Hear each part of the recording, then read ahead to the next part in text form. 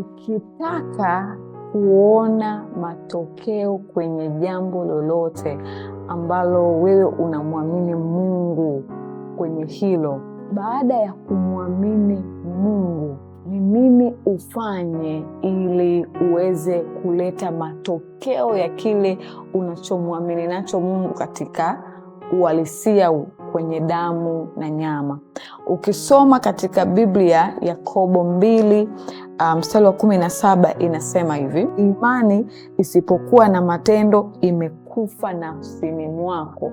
Maana yake, ili kuitoa ile imani iwe halisi kwenye damu na nyama kutoka ndani ya nafsi yako, ni lazima uiletee uhai.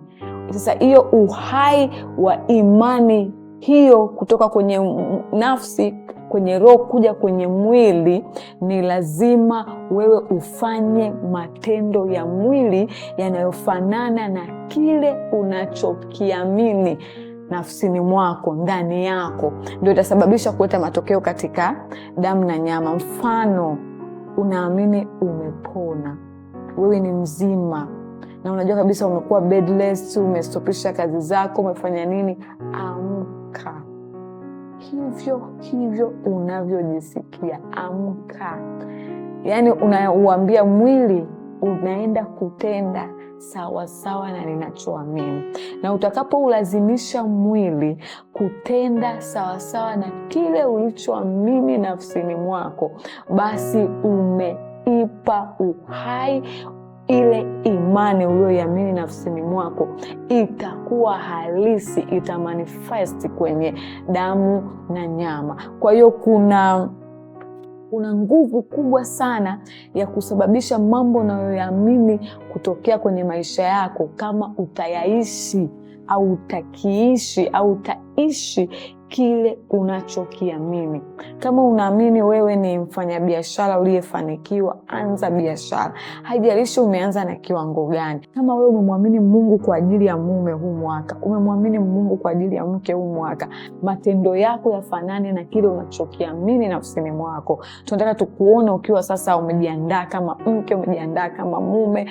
Kama unamwamini Mungu kwa ajili ya mtoto, hata kama madaktari walikwambia tumeondoa kiungo fulani, imethibitishwa kisayansi, wewe hauwezi kutoa ujauzito kwa mwanamke, au wewe hauwezi kupokea ujauzito, au tumbo lako haliwezi kuhifadhi mtoto. Kama ni mtu ambaye umeamua kumwamini Mungu kwa habari ya uzao, anza kufanya shopping ya nguo za mtoto. Anza ujiandae kwamba nenda clinic. Nenda ambie madaktari nimekuja clinic, nasikia kabisa dalili zote, nimeconceive. Ikiwezekana nenda hospitali kabisa ambayo hawajui issue yako. Nenda hapo, wakikupima you find out you're pregnant. Kwa sababu lazima mimba itokee, kwa sababu umeleta uhai wa ile imani. Kuna matendo ya mwili yameendana. Kwa hiyo nakusii sana, fanya matendo ya mwili ya kile unachokiamini nafsini mwako. Ishi sawa sawa na kile unachokiamini nafsini mwako. Kama unaamini hivi, ila katika damu na nyama unaishi kinyume na unachoamini, basi hautaona matokeo yoyote. Imani pasipo matendo imekufa. Matendo maana yake ni yale yanayofanyika katika damu na nyama.